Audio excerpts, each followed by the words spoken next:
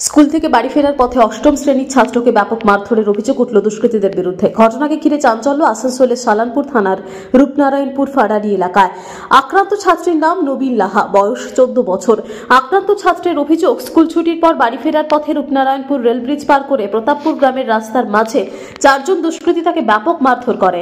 Punch ও belt দিয়ে মারা হয় বলে অভিযোগ। দুষ্কৃতীদের মারে চোখে গুরুতর আঘাত পান ওই ছাত্র, মাথাতেও আঘাত লাগে তার। মারতে মারতে দুষ্কৃতীরা নবীনকে রেল লাইনের ধারে নিয়ে যাচ্ছিল। ঘটনা নজরে আসতেই স্থানীয়রা ছুটে আসেন। লোকজন দেখে পালানোর চেষ্টা করেন দুষ্কৃতীরা। 4 দুষ্কৃতীর মধ্যে 2 জনকে স্থানীয়রা ধরে ফেলেন, বাকি 2 জন পালিয়ে যায়। এরপরেই 2 দুষ্কৃতীকে পুলিশের হাতে তুলে দেন এলাকাবাসী। কি কারণে এই হামলা তা বুঝে উঠতে পারছেন না আক্রান্ত ছাত্রের পরিবার। ছেলেকে প্রাণে মেরে ফেলার চেষ্টা করা হয়েছিল বলে অভিযোগ নবীনের বাবার। এ বিষয়ে সালানপুর থানায় লিখিত অভিযোগ করা হয়। অভিযোগের ভিত্তিতে তদন্ত শুরু করেছে পুলিশ।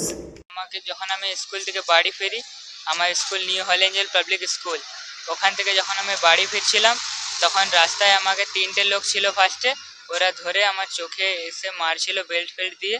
তারপর আরেকটা লোক এলো, ও ধরে নিল আমার হাত টাত, রেল লাইনের ধারে নিয়ে যাচ্ছিল। তা করতে পাবলিক জমা হয়ে গেল ওখানে পুরো। ফির তারা এসে বললো, তো ওরা ভয়ে পালাচ্ছিল। কেন তোমাকে মারধর করা হলো? তাদেরকে তুমি চেনো? না, আমি তাদেরকে চিনিনি। কি কারণে তোমাদেরকে মারলো? কোনো বলেনি। মারতে মারতে ওটার মধ্যে একটা ছেলে নাম বললো, তার গৌরব, পাটনাতে থাকে, বাস এতটাই আমাকে ওখানে বললো। যে ফার্স্টে 3 জন ছিল, ফির আরেকজন এসেছিল কোথার থেকে। বেল্ট ছিল, আর কোনো ওয়েপন ছিল তাদের সাথে। আমি 8 ক্লাসে। কোথায় লেগেছে তোমার? আমার এই চোখে লেগেছে, মাথায় মেরেছিল, এখানে ওগুলো ব্যথা হয়েছিল। তুমি কি স্কুল থেকে বাড়ি ফিরছিলে? হ্যাঁ, আমি তখন বাড়ি ফিরছিলাম। কোথায় বাড়ি তোমার? আমার বাড়ি বাথানবাড়ি। আমার ছেলে বাড়ি ফিরছিল স্কুল থেকে, সেই সময় 4 জন ছেলে রূপনারায়ণপুর ব্রিজের নিচে, যেটা প্রতাপপুর গ্রাম বলে রাস্তা মাঝে, ছেলেটাকে খুব মারামারি করে বেল্ট এবং পাঁচ দিয়ে চোখে গুরুতর আঘাত হয়।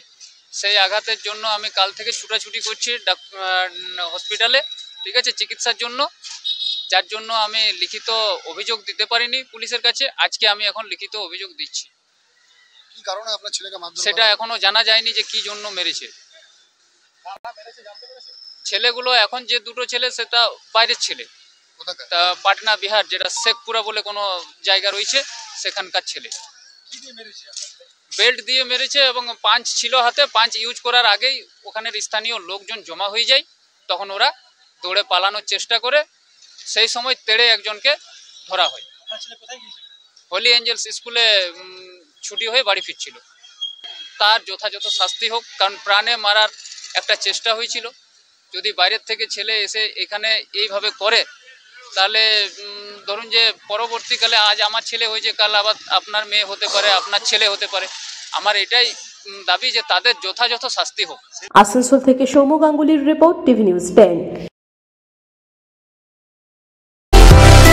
সুলভে সঠিক চিকিৎসার একমাত্র প্রতিষ্ঠান বিবেকানন্দ হসপিটাল। 24 ঘন্টা emergency service, blood bank, trauma care. আপনাদের সেবায় আমরা তৎপর।